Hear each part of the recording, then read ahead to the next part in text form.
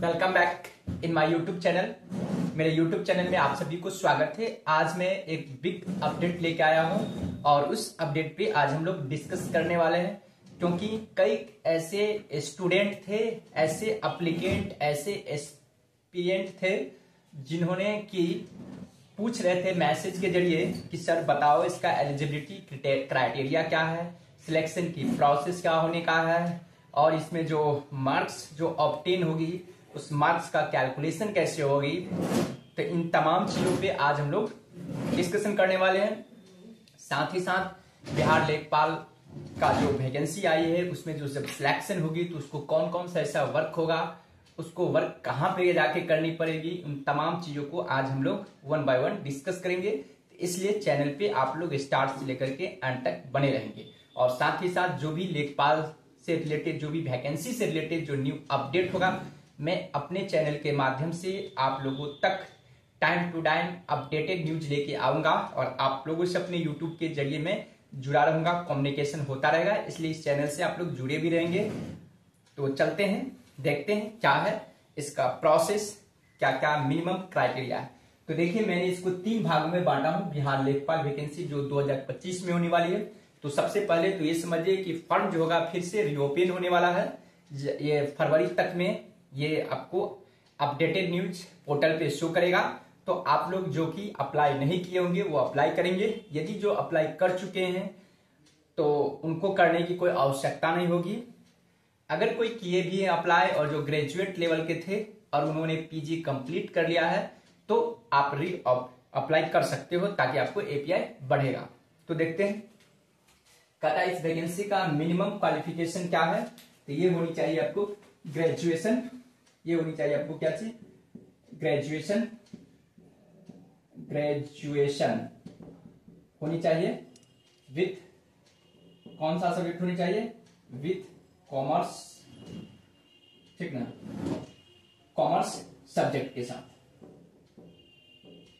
आपको सब्जेक्ट क्या होनी चाहिए, कॉमर्स होना चाहिए। यानी कि कॉमर्स में आपको ग्रेजुएशन होनी चाहिए। या यदि आप सीए इंटर हो, सीए में या सीएस इंटर हो तो आपको प्रेफरेंस दिया जाएगा इंटर, ठीक है। ये रहा आपको मिनिमम क्राइटेरिया। वर्क लेवल क्या होने का है, तो ये जो वर्क आपको करना पड़ेगा तो पंचायत लेवल पे, पंचायत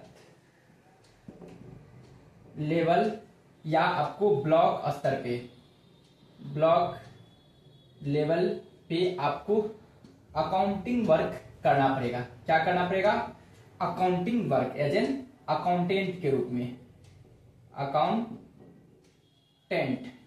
यानी कि अकाउंटेंट के रूप में आपको काम करना है, यानी कि अकाउंटिंग का वर्क करना है। जो भी पंचायत से रिलेटेड जो भी लेखा जोखा होगा, जो भी फंड का जो सरकार योजना लाती है, उन तमाम फंड को आपको लेखा जोखा करने की आवश्यकता पड़ेगा।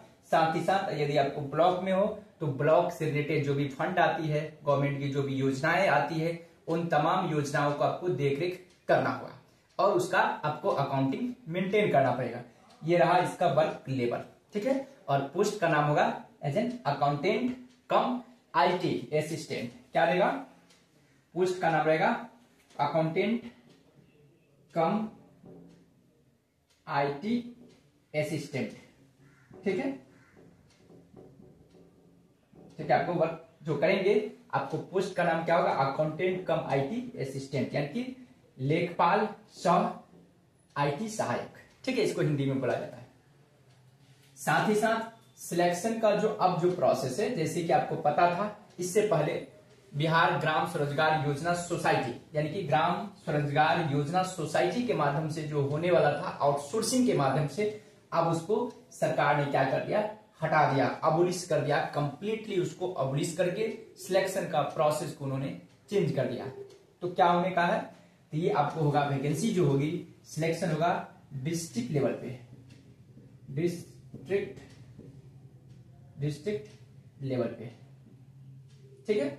यानी कि आप जब अप्लाई करोगे तो आपको डिस्ट्रिक्ट को सिलेक्शन करना है, ठीक है। जिस डिस्ट्रिक्ट से आप अप्लाई करते हो, जहां से आप अप्लाई करोगे तो वहां की कट ऑफ का अकॉर्डिंग आपको सिलेक्शन होगा। ठीक है, वहां का कट ऑफ।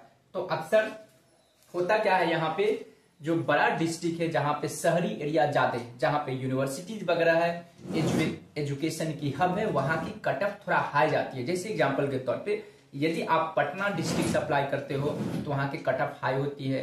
उसके बाद उससे लो जाएंगे आपको, उसके आसपास होता है, जैसे भागलपुर हो गया, दरभंगा डिस्ट्रिक्ट हो गया, मुजफ्फरपुर डिस्ट्रिक्ट हो गया। ठीक है, उनके बाद फिर समस्तीपुर डिस्ट्रिक्ट, और जितना आप रूरल डिस्ट्रिक्ट में जाओगे उतना ही कट ऑफ लो पे होती है। इसलिए इस चीज को आप लोग मद्देनजर रखते हुए और साथ ही साथ अपना सुविधा के अकॉर्डिंग आप डिस्ट्रिक्ट को चूज करेंगे। लेकिन मैं ये अलर्ट कर दिया हूं, क्योंकि मेरा जो एक्सपीरियंस है, जो स्टूडेंट ने गया है, तो उसके अकॉर्डिंग जो लास्ट टाइम में जो सिलेक्शन हुई थी उसके अकॉर्डिंग मैं अपने अनुभव बता रहा हूं कि जितने बड़ा शहर, अर्बन शहर से आप अर्बन डिस्ट्रिक्ट में अप्लाई करोगे वहां का कट ऑफ उतना ही ज्यादा जाता है, नंबर ऑफ अप्लीकेंट उतना ही ज्यादा होता है, मोर देन होती है।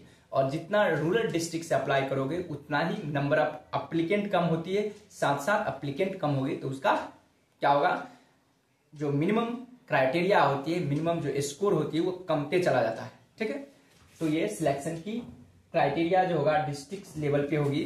साथ ही साथ आपको क्या होगा,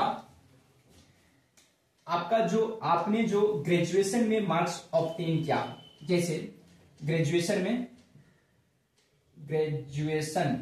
में आपको जितना भी परसेंटेज है, ग्रेजुएशन का जो आपको परसेंटेज है उतना आपको माना जाएगा नंबर, मार्क्स। जैसे कि एक स्टूडेंट ने मैसेज करा था, ठीक ना, मेरे व्हाट्सएप पे, तो मैं उसका एग्जांपल लेता हूं। उन्होंने बताया था कि मेरा ग्रेजुएशन में 75 परसेंटेज, तो उनको मार्क्स होगा 75।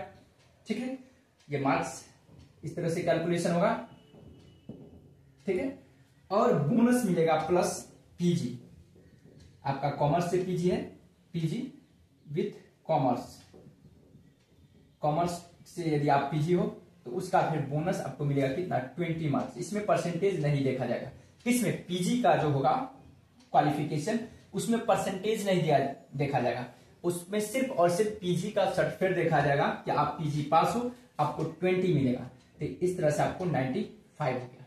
ठीक है, अब 95 में क्या होगा, जो कैटेगरीज होती है, जनरल होगा, ईडब्ल्यूएस होगा, बीसी होगा, ईबीसी होगा, ईबीसी फीमेल होगा, बीसी फीमेल होगा, सबका अपना अपना, दिव्यांग होगा, सबका अपना अपना कट ऑफ होगा। उस कट ऑफ के अकॉर्डिंग आपका सिलेक्शन होगा।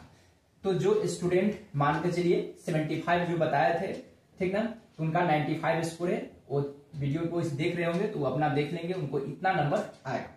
अब डिपेंड करता है कि आप कहां से अप्लाई किया हो, ठीक ना, वो अप्लाई पे भी डिपेंड करेगा आपको। यदि आप बड़े अर्बन डिस्ट्रिक्ट से यदि आप अप्लाई करते हो तो इससे ज्यादा पे भी कट ऑफ जाती है, क्योंकि आपका जब 75 हो सकता है, कुछ ऐसा भी स्टूडेंट होगा जिसका 77 परसेंटेज है तो वो आपसे आगे हो जाएगा। ठीक है ना, नंबर ऑफ पोस्ट पे भी डिपेंड करेगा। तो इसलिए आप अपने सुविधा के अकॉर्डिंग, ठीक ना, आप अप्लाई करेंगे। यदि आप चाहते हो सिर्फ हमको नौकरी चाहिए, चाहे बिहार का किसी भी डिस्ट्रिक्ट में हो, तो आप यही कोशिश करेंगे कि जो जितना अर्बन डिस्ट्रिक्ट है, जहां पे एजुकेशन बहुत कम है, वहां से आप अप्लाई करोगे तो आपका कट ऑफ बहुत लो जाएगा। ठीक है, आई होप आपको मेरी बातों को समझ में आ रहा होगा।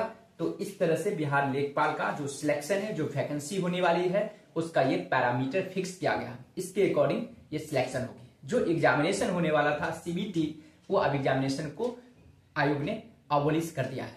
सैलरी की मैं बात करूं तो 20,000 है, बट यहां पे सैलरी आपको 30+ हमेशा होगा, और फिर बढ़ने वाला भी है, तो 40-50 हजार रुपया तक आप अर्निंग कर सकते हो। ठीक है, इसमें कोई दुविधा नहीं है। तो आई होप आपको बातें समझ में आ रही होगी। जब भी न्यूज आएगा, कोई अपडेट बिहार लेखपाल से रिलेटेड, तो मैं टाइम टू टाइम लेकर के आता रहूंगा। Okay, bye bye, have a nice day.